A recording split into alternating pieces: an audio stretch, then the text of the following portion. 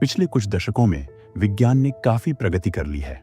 हम इंसानों ने विज्ञान की मदद से ब्रह्मांड के रहस्यों से लेकर क्वांटम दुनिया तक कई अनसुलझे सवालों के जवाब ढूंढ लिए हैं।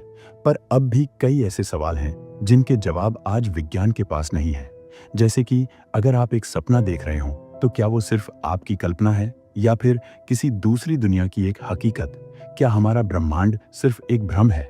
क्या मौत के बाद भी कुछ होता है? और सबसे बड़ा सवाल, क्या हम इस विशाल ब्रह्मांड में अकेले हैं? तो चलिए जानते हैं कुछ ऐसे ही सवालों के बारे में जिनका जवाब विज्ञान के पास आज भी नहीं है। पहला, हम सपने क्यों देखते हैं? सपने हमारी जिंदगी का एक रहस्यमयी हिस्सा है। हम हर रात सपने देखते हैं, जिसमें से कुछ हमें याद रहते हैं तो कुछ नहीं। लेकिन क्या आपने कभी सोचा है कि ये आते क्यों हैं? वैज्ञानिकों के पास इस सवाल का कोई पक्का जवाब नहीं है, लेकिन कई सिद्धांत मौजूद हैं। कुछ का मानना है कि सपने हमारी याददाश्त और इमोशंस को फील करने की एबिलिटी को बढ़ाते हैं। सिगमंड फ्रायड के अनुसार हमारी अधूरी इच्छाएं और वे चीजें जो हम असल जिंदगी में करना तो चाहते हैं पर किसी कारण से नहीं कर पाते, वो हमें सपनों के रूप में नजर आता है।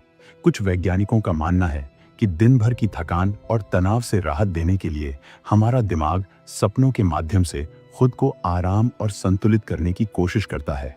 एक वैज्ञानिक रिसर्च के अनुसार जब हम कोई सपना देखते हैं तब हमारे दिमाग में मौजूद न्यूरॉन्स इलेक्ट्रिकल सिग्नल्स का आदान प्रदान करते हैं। पर यह क्यों होता है, ये आज भी एक रहस्य बना हुआ है। दूसरा, आखिर ब्रह्मांड क्यों और किससे बना है? दोस्तों, वैज्ञानिकों के अनुसार ब्रह्मांड की उत्पत्ति बिग बैंग सिद्धांत से हुई, जिसमें लगभग 13.8 अरब साल पहले एक बेहद छोटे, गर्म और डेंस बिंदु में अचानक एक महाविस्फोट हुआ और ब्रह्मांड अस्तित्व में आया।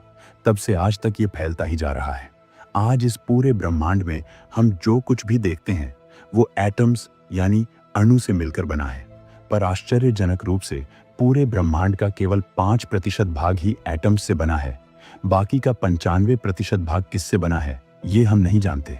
अब तक हम इस ब्रह्मांड को जितना समझ पाए हैं उससे ये पता चला है कि ब्रह्मांड मुख्य रूप से 3 एंटिटीज से मिलकर बना है: डार्क मैटर, डार्क एनर्जी और सामान्य पदार्थ। सामान्य पदार्थ से ग्रह, तारे और गैलेक्सियां बनती हैं, जबकि डार्क मैटर और डार्क एनर्जी का असली स्वरूप अब भी अज्ञात है। हमें सिर्फ इतना पता है कि डार्क मैटर गैलेक्सीज को आपस में बांधे रखता है, जबकि डार्क एनर्जी ब्रह्मांड के फैलते रहने का कारण है। चूंकि डार्क मैटर और डार्क एनर्जी ना ही दिखाई देते हैं और ना ही हम इन्हें किसी तरह डिटेक्ट कर सकते हैं, इसलिए ये होते भी हैं या नहीं, ये भी हम पक्के तौर पर नहीं कह सकते। लेकिन सवाल ये है कि आखिर बिग बैंग क्यों हुआ? क्या इसके पीछे कोई विशेष कारण था या यह बस एक प्राकृतिक घटना थी? विज्ञान अभी तक इस रहस्य को पूरी तरह सुलझा नहीं पाया है। तीसरा, चेतना यानी कॉन्शियसनेस क्या है और ये कैसे काम करती है? हम मनुष्यों में जागरूकता है। हम अपने आसपास के वातावरण को समझ सकते हैं, अपने अस्तित्व पर सवाल कर सकते हैं, अपना मकसद जानने की उत्सुकता रखते हैं और खुद से बातें कर सकते हैं। यही चेतना कहलाती है, जो हमें बाकी जीवों से अलग और सर्वोत्तम बनाती है। लेकिन अब तक यह रहस्य बना हुआ है कि चेतना आती कहां से है और यह वास्तव में कैसे काम करती है। हमारा दिमाग एक सेंट्रल कंप्यूटर की तरह काम करता है और सभी शारीरिक क्रियाओं को नियंत्रित करता है। वैज्ञानिकों ने दिमाग का अध्ययन कर यह पाया है कि इसमें मौजूद लगभग 100 अरब न्यूरॉन्स आपस में जटिल रूप से इलेक्ट्रिकल सिग्नल्स का आदान प्रदान करते हैं। लेकिन चेतना केवल इन इलेक्ट्रिकल सिग्नलों का परिणाम नहीं हो सकती, क्योंकि दिमाग और चेतना एक ही चीज नहीं है। सवाल यह उठता है कि आखिर हमारा भौतिक दिमाग चेतना का निर्माण कैसे कर लेता है। कुछ शोध बताते हैं कि नियर डेथ एक्सपीरियंस और आउट ऑफ बॉडी एक्सपीरियंस जैसी घटनाओं में लोग तब भी चेतना का अनुभव करते हैं जब उनका दिमाग काम करना बंद कर चुका होता है। यह रहस्य और गहरा हो जाता है कि क्या चेतना सिर्फ दिमाग तक सीमित है या यह शरीर से अलग भी मौजूद रह सकती है। तो आखिर चेतना क्या है और यह कहां से आती है? यह आज भी दुनिया के सबसे बड़े अनसुलझे रहस्यों में से एक बना हुआ है। चौथा, क्या हम इस ब्रह्मांड में अकेले हैं? हमारा ब्रह्मांड बेहद विशाल है। इसमें अरबों खरबों तारे और अनगिनत ग्रह हैं। उनमें से कई ग्रह ऐसे भी हैं जो पृथ्वी जैसे हो सकते हैं। तो क्या जीवन सिर्फ पृथ्वी पर ही संभव है? अब तक वैज्ञानिकों ने हजारों ऐसे ग्रह खोजे हैं जहां पृथ्वी की ही तरह जीवन के लिए अनुकूल परिस्थितियां हैं। यहां तक कि कुछ ग्रह पर तो पृथ्वी से भी उन्नत परिस्थितियां हैं। ऐसे में ये संभव नहीं लगता कि जीवन सिर्फ पृथ्वी पर ही फल फूल रहा है। ब्रह्मांड में कहीं न कहीं जीवन जरूर मौजूद होना चाहिए, लेकिन विज्ञान सबूतों पर चलता है, न कि संभावनाओं पर। हमें आज तक किसी एलियन सभ्यता का कोई प्रमाण नहीं मिला है। वैज्ञानिक कई दशकों से अंतरिक्ष में नजर बनाए हुए हैं, इस उम्मीद में कि कहीं से एलियंस के कुछ सिग्नल मिले, लेकिन अब तक अंतरिक्ष में सिर्फ सन्नाटा है। कुछ वैज्ञानिकों का मानना है कि वो हमसे कहीं ज्यादा उन्नत हैं और जानबूझकर हमसे छिप रहे हैं। वे लोग हम पर नजर बनाए रखते हैं, लेकिन ये सब सिर्फ कल्पनाएं हैं। वास्तविकता में विज्ञान के पास इसका कोई पक्का जवाब नहीं है। पांचवा, मौत के बाद क्या होता है? ये सवाल सदियों से इंसानों को परेशान करता आ रहा है। जब किसी की मौत होती है तो क्या वो हमेशा के लिए खत्म हो जाता है, या फिर कोई दूसरी दुनिया, पुनर्जन्म या किसी और रूप में उसका अस्तित्व बना रहता है?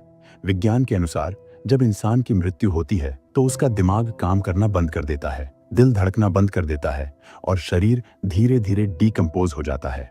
लेकिन कई लोग मानते हैं कि मौत केवल एक बदलाव है, एक नए सफर की शुरुआत है। धार्मिक मान्यताओं के अनुसार चेतना या आत्मा कभी खत्म नहीं होती। इसके अनुसार कर्मों के आधार पर आत्मा स्वर्ग या नर्क में जाती है।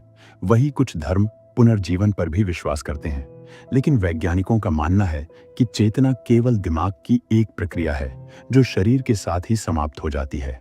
जब वैज्ञानिकों ने नियर डेथ एक्सपीरियंसेस यानी मृत्यु के करीब पहुंच चुके लोगों के अनुभवों का अध्ययन किया तो उन्हें कई चौंका देने वाली चीजों के बारे में पता चला। मृत्यु के करीब पहुंचे कई लोग बताते हैं कि उन्होंने एक सुरंग देखी जहां से तेज रोशनी आ रही थी। वे लोग उसके अंदर खींचे जा रहे थे। कुछ लोगों ने किसी अनजान जगह पर खुद को पाया जहां पर उन्होंने एक अजीब सी शांति महसूस की। क्या ये सिर्फ दिमाग का भ्रम है, या फिर मौत के बाद सच में ऐसा कुछ होता है? विज्ञान के पास इसका कोई उत्तर नहीं है। छठा, क्या समय यात्रा संभव है? समय जो हमेशा आगे की ओर चलता हुआ प्रतीत होता है, क्या हम समय के गुजरने की गति को कंट्रोल कर समय यात्रा कर सकते हैं? आइंस्टाइन की स्पेशल थ्योरी ऑफ रिलेटिविटी के अनुसार गति और गुरुत्वाकर्षण के प्रभाव से समय के गुजरने की गति बदल सकती है। मतलब कि अगर कोई यान प्रकाश की गति के करीब यात्रा करे या किसी ब्लैक होल के भारी गुरुत्वाकर्षण में हो तो उसके अंदर बैठे लोगों के लिए समय धीमा हो जाएगा। यानी भौतिकी के नियमों के अनुसार समय यात्रा संभव है, लेकिन वर्तमान में यह सिर्फ एक सिद्धांतिक कल्पना ही है। समय यात्रा में यकीन रखने वाले वैज्ञानिक मानते हैं कि अभी हमारे पास इतनी उन्नत तकनीक नहीं है कि हम लाइट की स्पीड के करीब चलने वाला यान बना सके, लेकिन भविष्य में ये संभव होगा। वही समय यात्रा को न मानने वाले वैज्ञानिकों का इस पर कहना है कि अगर समय यात्रा संभव होती तो अब तक भविष्य से कोई न कोई इंसान हमसे मिलने जरूर आता, लेकिन अभी तक ऐसा कोई इंसिडेंट नहीं हुआ है जिसे प्रमाणित किया जा सके। सातवां, क्या समानांतर ब्रह्मांड यानी पैरेलल यूनिवर्स का अस्तित्व है? क्या हमारे अलावा भी कोई और हम किसी और दुनिया में मौजूद हो सकते हैं?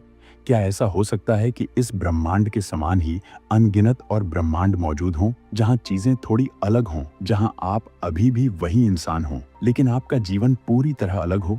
क्वांटम मैकेनिक्स और मल्टीवर्स थ्योरी के अनुसार ये संभव हो सकता है कि हर निर्णय या घटना के साथ एक नया ब्रह्मांड बनता हो। चलिए इसे एक उदाहरण से समझते हैं। मान लीजिए आपको चाय और कॉफी दोनों ही बहुत पसंद हैं।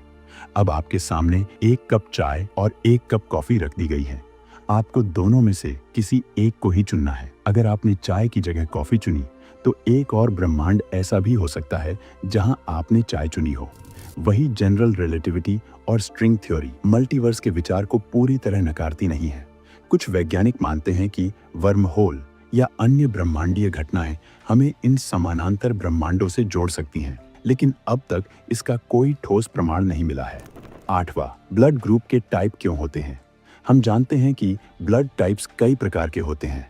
किसी का ब्लड ग्रुप ए होता है, किसी का बी, किसी का ओ और किसी का ए बी। असल में हमारे खून में रेड ब्लड सेल्स की सतह पर मौजूद प्रोटीन्स और शुगर के प्रकार हमारे ब्लड ग्रुप को निर्धारित करते हैं। इन्हें एंटीजन कहा जाता है। हमारे शरीर का इम्यून सिस्टम इन्हीं एंटीजन के आधार पर खून को पहचानता है। अगर किसी व्यक्ति को गलत ब्लड ग्रुप चढ़ा दिया जाए तो शरीर इसे बाहरी तत्व समझकर हमला कर देता है, जिससे गंभीर रिएक्शन हो सकते हैं। इसलिए ब्लड डोनेशन में सही ग्रुप मैचिंग बेहद जरूरी होता है।